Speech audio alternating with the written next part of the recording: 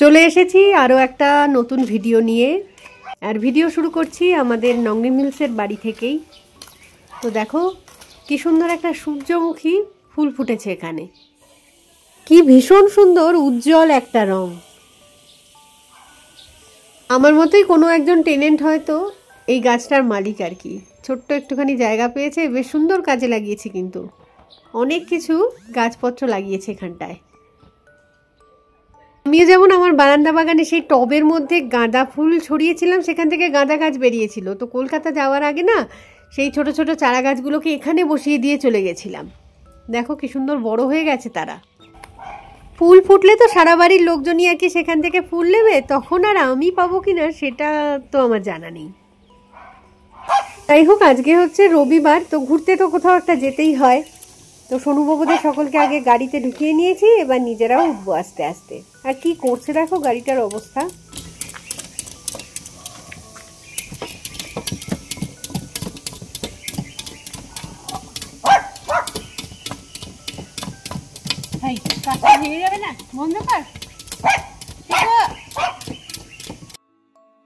তো যাই হোক, আজকে হচ্ছে রবিবার। তো রবিবার তো কোথাও একটুখানি ঘুরতে যেতেই হয়। কোথায় যাব ঠিক নেই, এগোতে থাকছি। তবে আজকে কিন্তু ওয়েদারটা মোটেই সুবিধার লাগছে না, একদম মেঘলা আকাশ। যখন তখনই মনে হচ্ছে বৃষ্টি নেমে যাবে হয়তো। এরকমটাই ঠিক আন্দাজ করছিলাম যে মৌকাডক ভ্যালির সৌন্দর্য আজকে কিছু দেখা যাবে না, পুরোই হয়তো মেঘে ঢাকাই থাকবে। তো আমাদের আজকের প্ল্যান হচ্ছে চেরাপুঞ্জির মকমা ভিলেজে যাব, যেখানে একই রাস্তার উপরে পরপর 5-6টা ওয়াটারফলস তো পড়ে।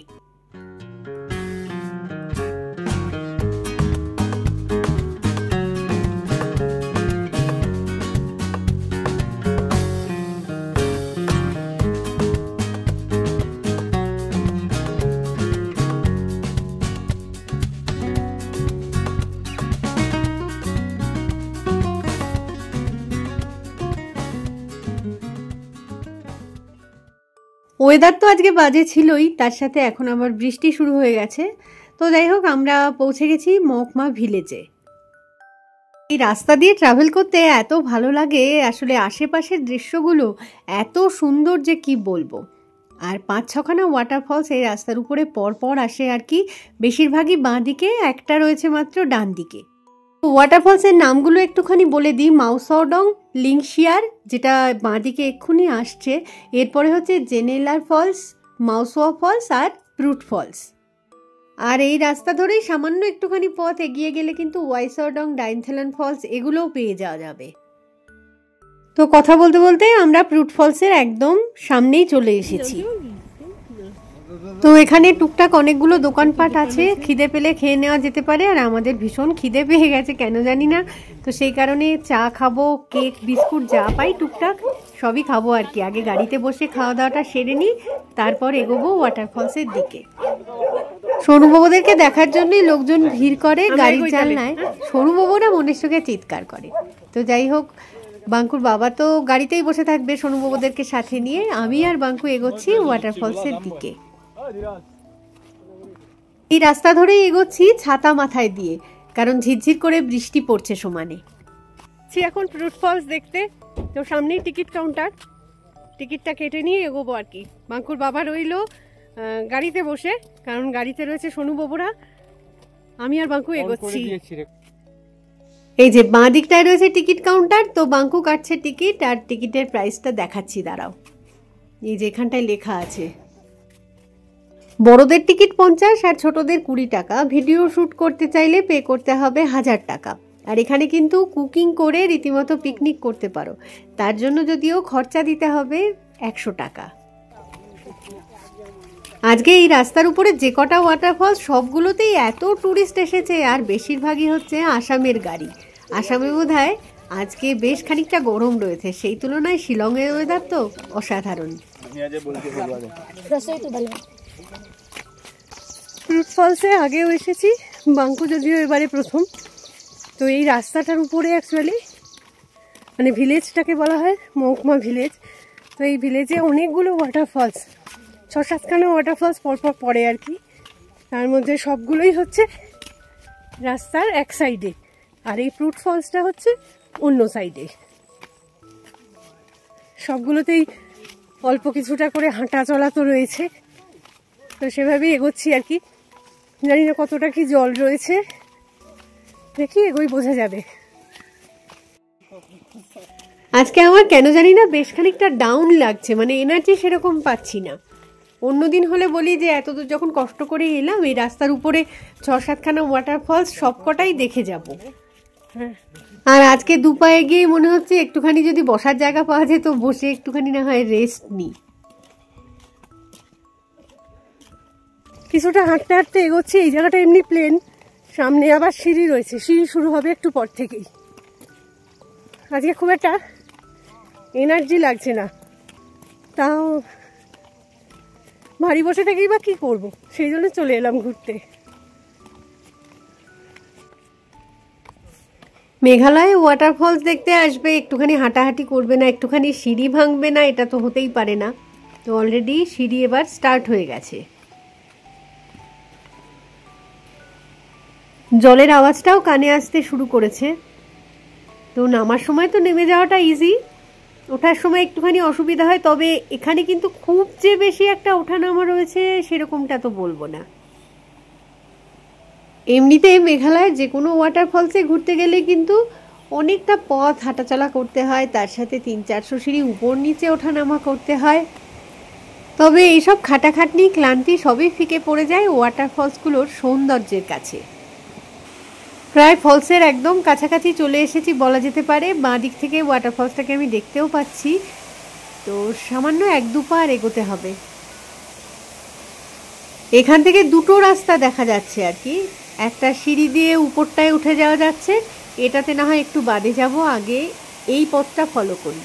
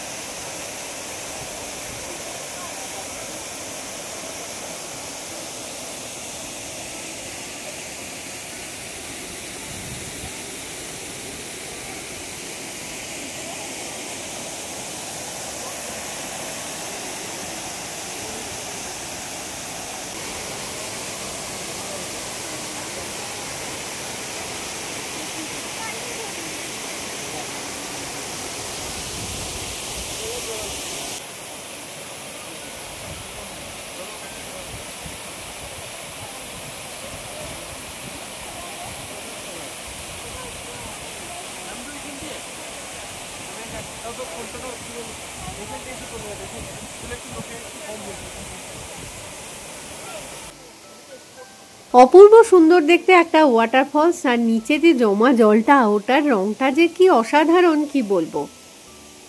আর একটু নিচে ওই যে জলের কাছাকাছি যে পাথরগুলো রয়েছে ওই পর্যন্ত নামা যায়, তবে পাথরগুলোর স্ট্রাকচার এমনই যে একটুখানি অসাবধানে পা পড়লে কিন্তু চোট পেয়ে যেতে পারো, তাই জন্য ওই জলে স্নান করতেও অ্যালাউ করা হয় না কাউকে। আর এই নামার সিঁড়িটা ভীষণই সরু, একে তো এত ট্যুরিস্ট এসেছে এখানে, তারপরে সিঁড়িটা সরু হওয়াতে কি হচ্ছে, ভিড় জমে যাচ্ছে জায়গাটাতে। কিন্তু ভীষণ ভালো লাগলো জায়গাটা দেখতে। তো এবার উপর দিকে উঠবো আস্তে আস্তে।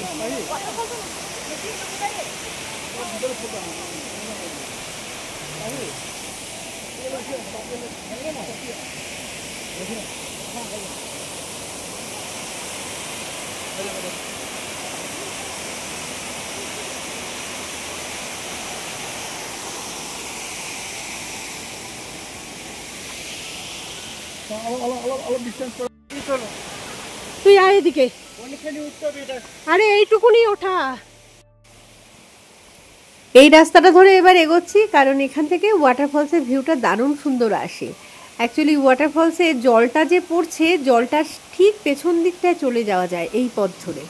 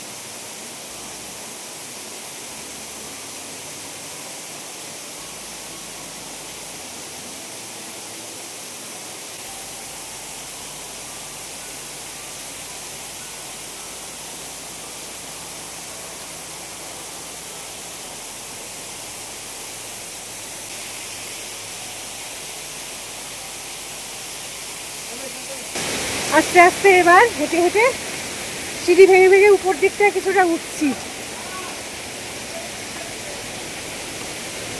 প্রচুর জলের আওয়াজ, অনেক জলও আছে। বর্ষাকালে এলে তো ওয়াটারফলসে জল থাকবে, এটাই স্বাভাবিক, তাই না?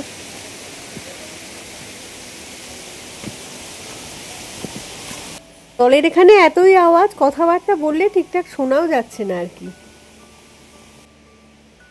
প্রচুর গাছপালা এখানটাতে, আর বর্ষার জল পেয়ে তারা একেবারে সবুজে সবুজ হয়ে উঠেছে। এই যে এখানটায় ওয়ে টু ওয়াটারফলস লেখা আছে না, এটা কিন্তু মানে এতবার যে আগে ফ্রুট ফলসে এসেছি কখনো দেখিনি, কিন্তু মনে হচ্ছে এই রাস্তাটা নতুন তৈরি হয়েছে। আমার মনে হচ্ছে ওয়াটারফলসের একদম টপ ভিউটা এখান থেকে পাওয়া যাবে আর কি। যাই হোক, এসেই তো গেছি, বাঁ দিকটাতেই মনে হচ্ছে রয়েছে ভিউ পয়েন্টটা।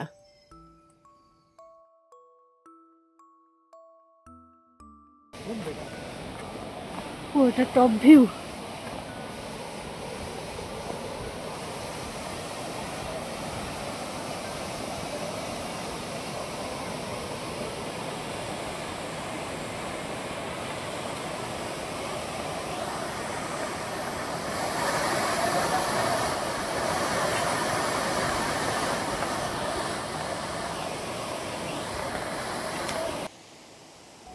তো এই উপরটা থেকে ওয়াটারফলসের একদম টপ ভিউটা পাওয়া যাচ্ছে, মানে যে নদীটা আর কি এসে ওয়াটারফলস হিসাবে ঝাঁপাচ্ছে, নদীটাকেও দেখতে পাওয়া যাচ্ছে।